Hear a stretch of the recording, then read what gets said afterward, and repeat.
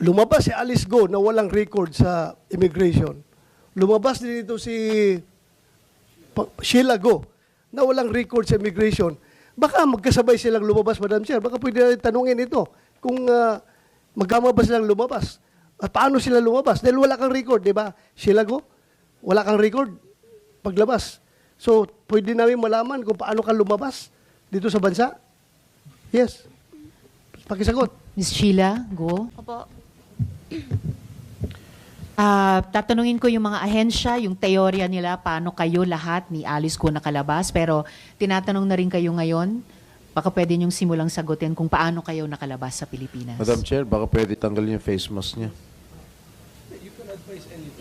Pakitanggal yung SP face Pro mask Tem. para Maaari niyo bang tanggalin mask niyo, Ms. Sheila? Para klarong namin ikaw marinig.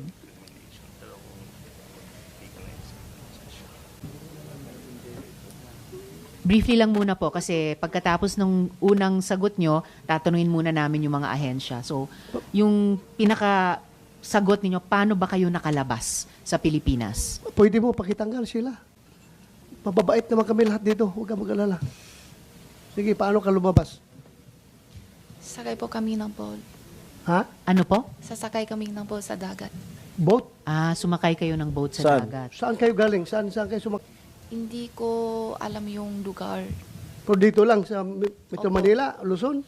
Siguro. O pumunta kayo Mindanao? O doon kayo sumakay? Saan po yung Mindanao? Hindi ko alam. Hindi. Galing ka dito Manila. Paano kayo sumakay ng boat? Sakay muna kayo ng aeroplano o bus bago kayo sumakay ng boat? O Wala po. tell us the details. Dito Anyway, lang. establish naman talaga na hindi kayo dumaan sa immigration. Wala kayong immigration records. Pakishare na lang sa amin paano kayo lumabas para makorek namin yung mga sistema yan. Dito lang po kasi galing kami sa bahay. Tapos Bahay. may sunto sa amin na isang sasakyan. Sa akin Diretso dinala. Anong klaseng sasakyan? Van. Van. And then, saan nga kayo dinala? Hindi ko alam kung sa yung lugar. Siguro biyahe kami ng ilan oras. Hindi ko Mga masabi. ilang oras? Hindi ko matandaan yung matagal din. Araw kayong umalis, then gabi kayo dumating doon? Or araw kayong umalis, araw din dumating? Halos tapos ng dinner. Pero umalis kayo ng Manila, araw pa. Gabi. Gabi rin. So, umalis kayo ng gabi, and then dumating kayo doon. Hating gabi. So, isang buong araw kayo bumiyahe? Hindi po. Hindi siya isang buo araw. Kung siguro outer dinner, 7:08. Tapos ang lating namin hating gabi na po. So mga 5 hours by van.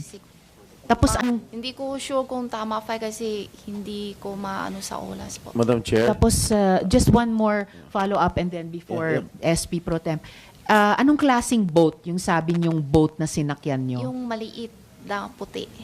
Maliit na puti. SP Pro Temp? sino yung driver na sumundo sa'yo? Hindi ko kilala. Pati plate number na sasakyan, di mo alam. Hindi po. Ilan kayo ron sa van? Po, Ilan, Ilan kayo daw sa kayo van? sa van? tatlo po. Tatlo. Sino-sino? Kaming tatlo. Sino? Sinong tatlo? Si Alice tsaka si Wesley po. That, sabay pala kayo ni Alice, lumayas. Sabay kayo ni Alice, lumayas dito sa Pilipinas. Opo. Oh. At O, yun na. yung pagbiyahe nyo ni na Alice para umalis sa Pilipinas na bumiyahe kayo mga 5 oras, dumating ba kayo sa Pangasinan? Hindi po. Alam ko Pangasinan hindi. Hindi Pangasinan ang inabot nyo. Kasi siya, Manila, tapos lampas pa eh. Hindi ko alam yung lugar. kasi Lagpas hindi pa ako ng kapisado. Pangasinan. Maybe Bataan? Hindi po. Papunta Manila po. Madam Sir, ilang oras kayo sa barko? Yung biyahe niyo barko? Diretso kayo Malaysia? From Hindi po. Pilipinas? Saan? May palit. Ha? May palit yung mas malaki pa. Ilang oras kayo nung maliit na barko bago kayo lumipat sa malaking barko? Magalin. Ilang oras? Ilang nga? oras nga? Siguro hating gabi kaming sakay tapos halos umaga na. Umaga na. Tapos yung malaking barko, Pero hindi pa masyalo kita yung ano. yung malaking barko ano siya? Pasaheroan, cargo ship, o fishing ship, or Yate. i-describe mo, Hindi ko alam yate. kung ano Yung luxurious yacht. Ano siya? Yung malaking barko. Fishing ship ata, hindi ko alam. Ganyan So, ako malo. fishing ship, dahil may nakita kayong mga lambat at mga Oh, isda, yung lake na panghuli na fish. may net na panghuli ng fish. Tapos yun na, dumating na kayo ng Malaysia through that boat na Opo. malaki. Malaysia kayo dumating o sasakay pa Indonesia? ulit. May sasakay pa ulit. Ha? May palit pa isang ulit. Palit pa uli ng isang barko. Anong description ng isang barko na yung pinalit? maliit naman na palang kulay Tapos, blue or green. diretso na kayo Malaysia. Opo. Miss Sheila at mga kasama, gusto ko lang i-reiterate yung order of questioning natin dito sa ating hearing. Siguradong babalikan namin ang pagtatanong sa inyo, Miss Sheila. Gusto ko lang i-reiterate yung order of questioning pagkatapos ng chair ng subcommittee. In order of arrival, si Sen Sherwin, si Chair Coco, Chair Rafi, Sen Doroy, SP Pro Temp Jinggoy, at Sen Joel. Sorry, Madam Chair, nauna ako ha. Okay, it's okay, Sen I Doroy. jumped the gun. Okay, Sorry, so Chair. babalikan po Madam Chair, natin pwede yung po order bang and i-clarify Sen lang? Joel. Yes, before we go back to just one the thing Chair's that I'd like question. to clarify Yes, Sen Joel. from our resource person. Binanggit Yes, sorry, Sen Joel. Just before you ask your question to the... I'm not gonna ask question. Just It's before more of your... to clarify what Okay, she said. just before your clarification, follow up lang dun sa tanong ko kanina, Miss Sheila, sabi nyo hindi Pangasinan ang inabot nyo. Sambales kaya? Hindi ko alam eh. Okay. Yung lugar kasi Alright, yung balikan kabisado na- sa buo Pilipinas po. Okay, balikan namin kayo mamaya. Sen Joel, Sheila, kasi kanina binanggit mo, magkakasama kayong tatlo, ni Wesley tsaka ni Alice, Po. dun sa bahay. Opo. So, magkakasama na kayo na pinuntahan noong van sa bahay. Saan tong bahay na ito? Sa farm po. Sa farm in Tarlac. Po. Tapos, sabay-sabay kayo mula sa Tarlac, mga 5 oras napunta kayo ng Pantalan, tapos sumakay kayo ng maliit na white boat, sabi mo. Yung white boat na yun, mga ilang tao kayong nandun? Estimate lang. Hindi ko masabi.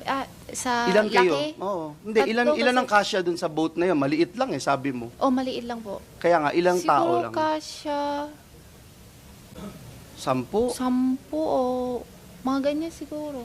Hindi ka makakatayo, makalakad-lakad na gano'n Maliit kasi lang. maliit lang eh, Opo, di ba? maliit Tapos lang po. after 5 hours, sumakay na kayo ng malaking boat. Opo. Yung malaking boat na yun, ilan na kasya doon? Malami. 100 na kasya. Malami po. Oo, kasi yun na yung pumunta ng Malaysia. Po. Okay. Salamat, Madam Chair. salamat, Thank you for the Sen Joel. clarification. Chair. So, yes, Chair Coco. I'm a lawyer. I'm paired with my compañeros. Attorney David is raising his hand. So if we can recognize him, ano ba, what does he want to raise?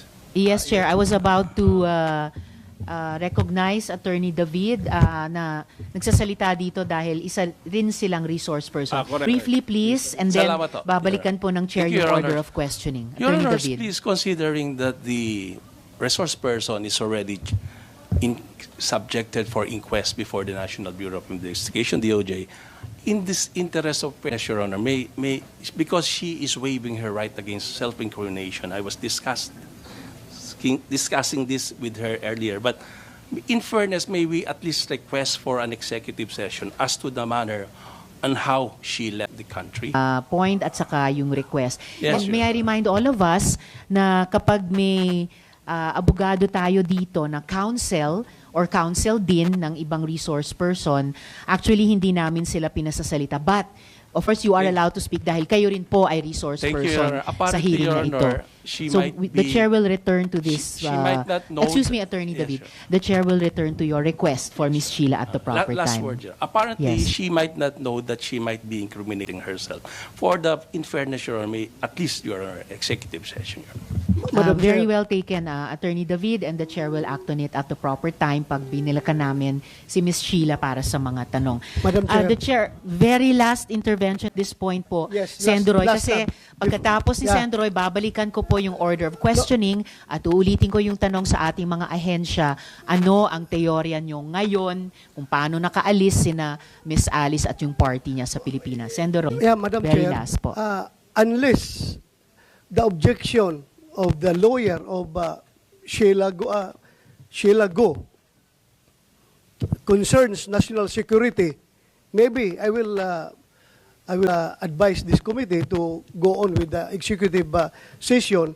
But very important kasi yan dahil dyan tayo palaging na lulusutan ng mga kriminal na lumalabas sa ating bansa. Kailangan malaman niya ng lahat ng publicly malalaman niya ng mga kababayan natin para makatulong sila paano natin maiwasan yung ganun bang sistema. I think the case of Ms. Hilago does not concern national security. Bakit kailangan natin mag-executive decision, Madam Chair? Thank you, Madam Chair. I submit.